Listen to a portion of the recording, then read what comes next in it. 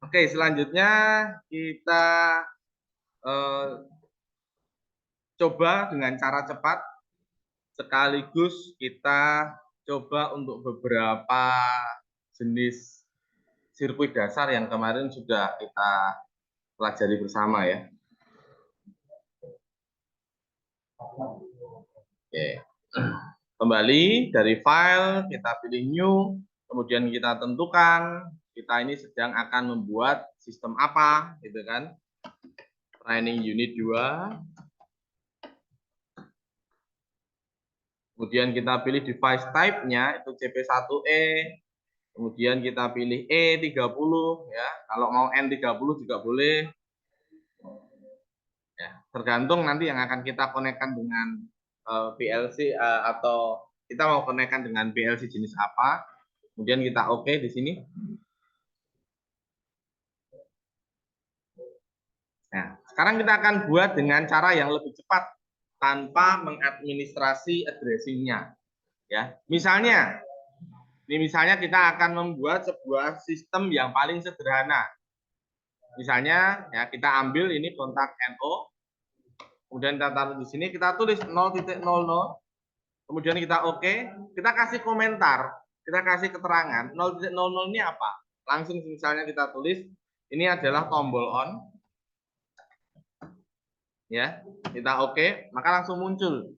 Nah seperti ini yang muncul hanya keterangannya hanya alamat dan komentar. Kalau tadi di simbol tadi yang muncul tidak hanya alamat dan komentar, tapi juga namanya, nama tombolnya. Nah, ini alamat dan komentar, tombol on. Tombol on kita pakai untuk apa? Tombol on kita pakai untuk menyalakan lampu, misalnya 100.00. Ini adalah kita kasih komentar indikator on, ya, seperti itu. Nah, ini adalah ladder yang paling sederhana ya. Satu tombol kita pakai untuk menyalakan satu lampu, dan lampu itu akan menyala hanya pada saat tombol itu ditekan. Ya, seperti itu. Sebagai contoh kita simulasikan.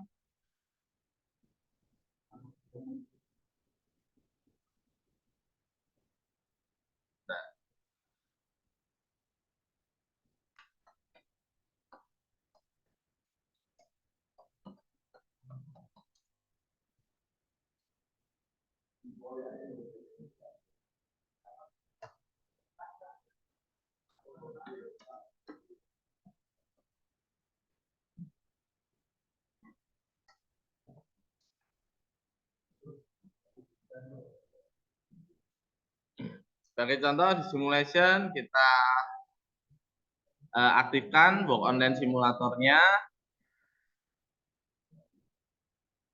Nah, kemudian seperti tadi ya. Untuk kalian biasakan seperti tadi, kalian bisa kontrol J untuk mengaktifkan atau kontrol J untuk mewakili kita menekan tombol tersebut. Ya, kemudian nanti akan di sini mengakibatkan lampu indikator kondisinya berubah dari mati menjadi menyala. Nah, kontrol K kita lepas, maka lampu indikatornya akan mati. Kontrol L ini untuk melepas locknya, ya. Kemudian kalau kita mau membuat program baru, sebenarnya ada dua cara.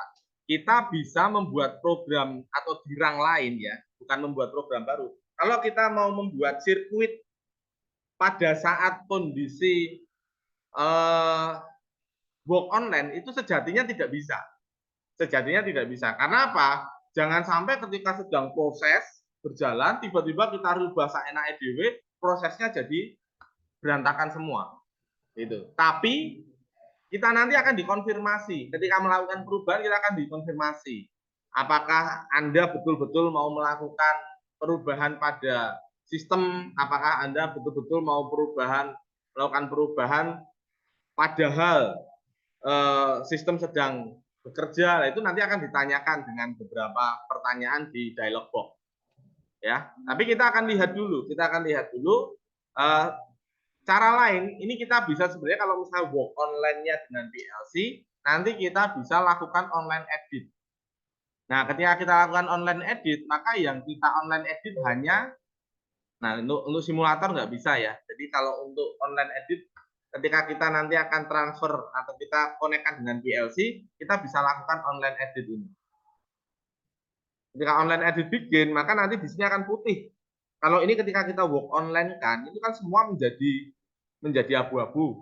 Nah, kalau kita online edit, maka rang yang kita online edit ini yang nanti akan menjadi putih dan siap untuk diisi. Tapi umumnya daripada nanti susah-susah seperti itu, ada yang berhasil atau ada yang tidak online editnya, kita lepaskan dulu work online-nya dengan mengklik satu kali lagi work online simulator, maka nanti ini akan menjadi modenya mode program. Mode program berarti siap untuk kita program ulang dengan menggunakan misalnya ya di rang 1, ini rang 0, ini rang 1. Nah, kemudian kita akan buat satu sirkuit yang kemarin juga kita bahas, misalnya sirkuit N. Dari 0.00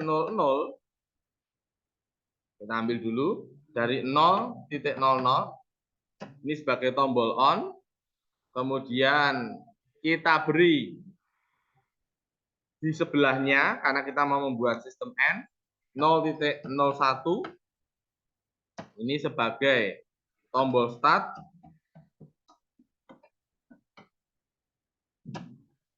Maka akan bisa mengaktifkan alamat 100.01 misalnya. Ini sebagai indikator start misalnya.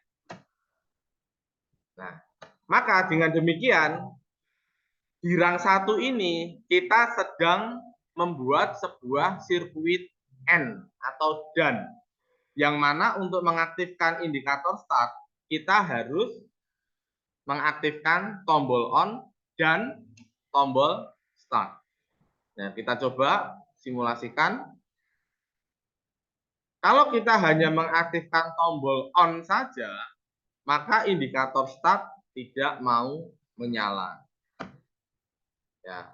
Nah, ini kok sama, Pak? Ya, karena alamat yang sama, ketika kita perlakukan perubahan value-nya, maka alamat yang sama, kontak-kontak dengan alamat yang sama, juga akan ikut mengikuti atau juga akan mengikuti perubahan value yang kita berikan. Nah, seperti ini kan kita sedang merubah value itu dari 0 menjadi 1. Meng-on-kan itu kan merubah value dari 0 menjadi 1.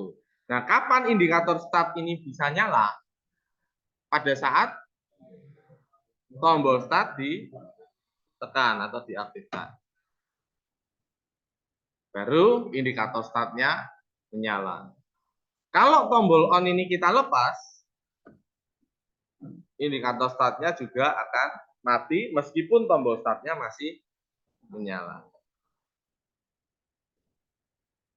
Kemudian kita mau buat lagi sistem OR misalnya.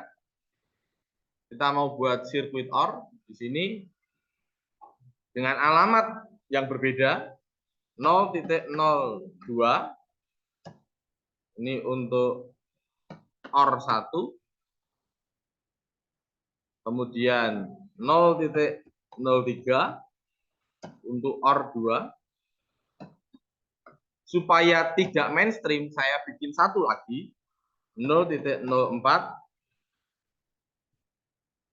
untuk OR 3.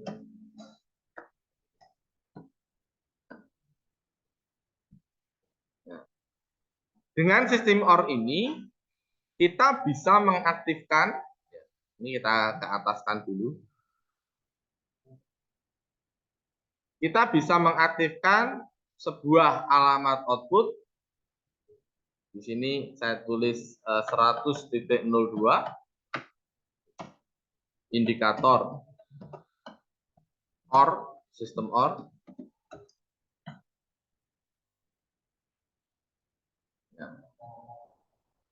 Simulation, work online simulator.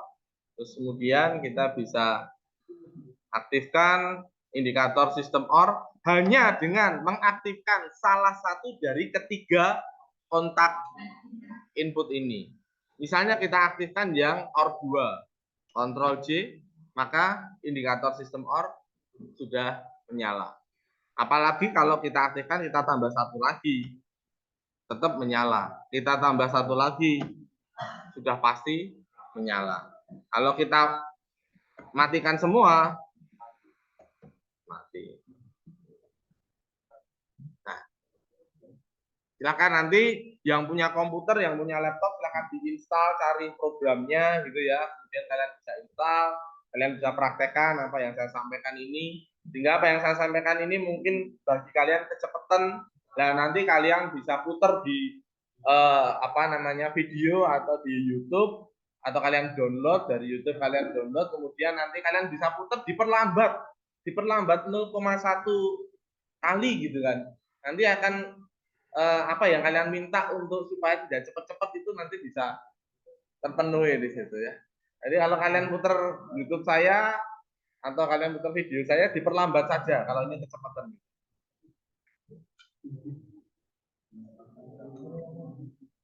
Oke, ya ini kemudian kita kasih contoh lagi yang lain ya. Yang kita main-main ini aja satu hari ini. Kita ambil contoh yang lain, misalnya ini self holding sudah tadi yang pertama, and or, kemudian kita buat interlock ya, kita buat interlock.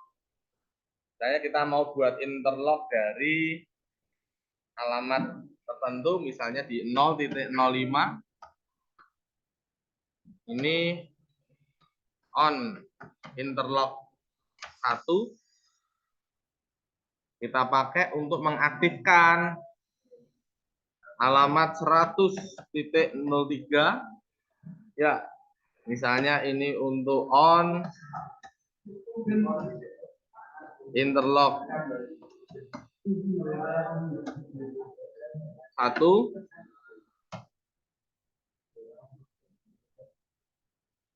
kemudian kita panggil lagi supaya sifatnya menjadi self holding, maka ini kita panggil ke sini sebagai kontak NO 100.03, dan kita bawa ke atas. Oke. Nah, kemudian kita off-kan dengan 0.07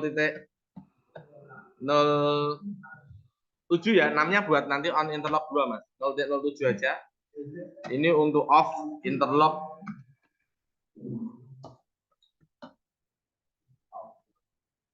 Off interlock.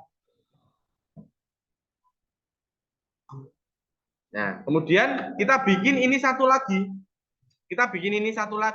Caranya bagaimana? Kalau saya tinggal copy aja, Ctrl C, Ctrl V. Nah, tapi untuk kalian ketahui bahwa di dalam pemrograman PLC kita tidak boleh melakukan duplikat output. Jadi 103 ini nggak boleh muncul 2 kali.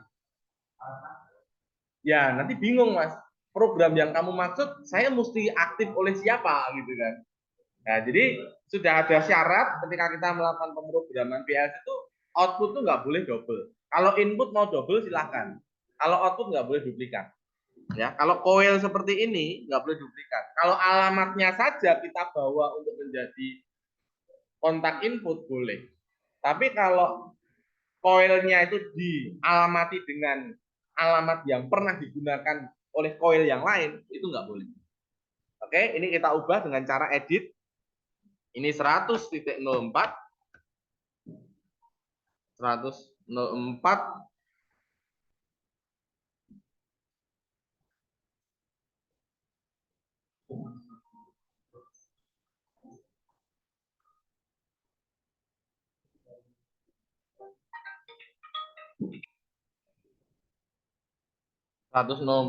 ya, dari 104 ini. Kemudian kita kasih komen di sini adalah on interlock 2 ya.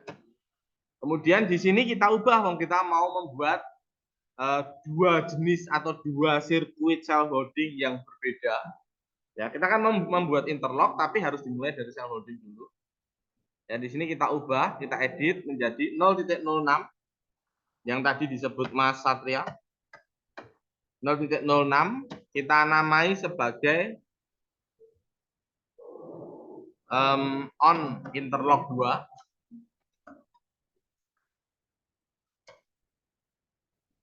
Terus kemudian di sini karena sudah berubah, maka di sini juga harus berubah 100.04.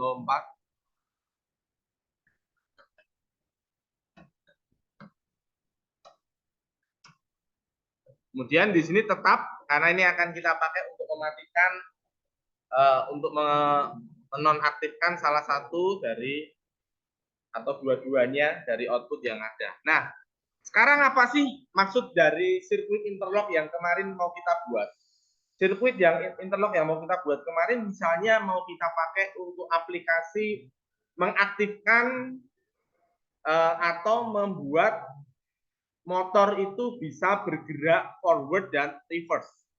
Ya, kalau kalian membuat sebuah rangkaian yang bermaksud untuk mengendalikan motor supaya bisa forward dan reverse, maka kalian harus pastikan bahwa arus yang mengalir ke motor tersebut, ke kumparan motor tersebut, tidak boleh hubung pendek atau tidak boleh konslet, tidak boleh bertabrakan. Ya, misalnya kalian kemarin praktek motor 3 pas diaktifkan bolak-balik, maka kalian akan mengalirkan fasa RST dan kalian akan mengaktif untuk forward dan akan mengaktifkan fasa TSR untuk membuat motor itu bergerak reverse. Kalau dua kontaktor ini aktif bersamaan, yang ada aliran arus listrik itu tidak sampai kepada motor, tapi malah menjadi hubung pendek atau short circuit. Yang R masuk ke T, yang T masuk ke R atau sebaliknya. Nah, untuk itu kita perlu memastikan bahwa kontaktor itu tidak aktif secara bersamaan supaya motor ini bisa bergerak forward saja tanpa ada perintah reverse atau bisa bergerak reverse saja tanpa ada perintah forward. Nah, ilustrasikan bahwa output ini akan kita gunakan untuk mengaktifkan koilnya kontaktor terminal A1 dan A2. Ya, kontaktor 1 punya terminal A1 A2, kontaktor 2 punya terminal A1 A2. Nah, dua kontaktor ini tidak boleh aktif secara bersamaan. Maka caranya bagaimana? Kita harus putus di program ladder kita. Ya. Kalau misalnya kita buat seperti ini, kita simulasikan, kita buat seperti ini. Alamat 0.05, misalnya alamat 0.05 ini adalah tombol atau push button yang kita pakai untuk mengaktifkan kontaktor 1, maka ketika alamat 0.0